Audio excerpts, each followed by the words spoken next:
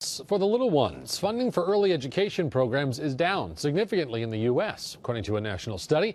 But while we're all pretty well aware of the budgetary struggles facing school districts, there's a whole new burden on a decades-old organization that focuses solely on giving kids a head start. We have Legos here. It may look like all fun and games, but here in this Head Start classroom in Glens Falls, there's serious learning going on. In the administrative offices, there's a serious problem trying to figure out how to keep that learning happening.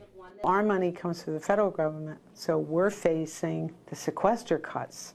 And every program, every Head Start program across this country is being affected by the sequester. Mary Hafner is the executive director of the Warren County Head Start program and was the Head Start president for all of New York till just a few weeks ago. From most of the Head Start directors that I talk to, and I'm in contact with a lot of them, everyone is struggling with the same thing.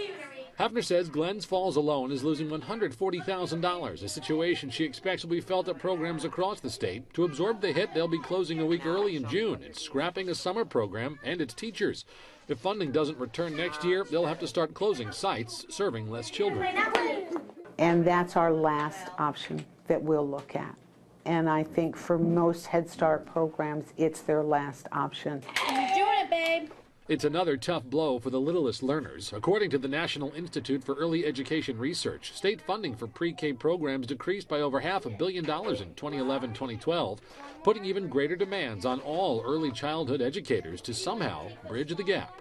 It gets children ready for success, and they can be so successful in kindergarten and elementary when they have a good foundation, and that's what our teachers provide for them. Hafner says for Head Start programs, she sees no alternative funding options on the horizon and is just looking forward to the next federal budget, hopeful that some, if not all, of the money lost this year will be restored. Albany schools tell me applications for pre-K classes up more than 6% this year, so despite budgetary concerns, the program remains strong.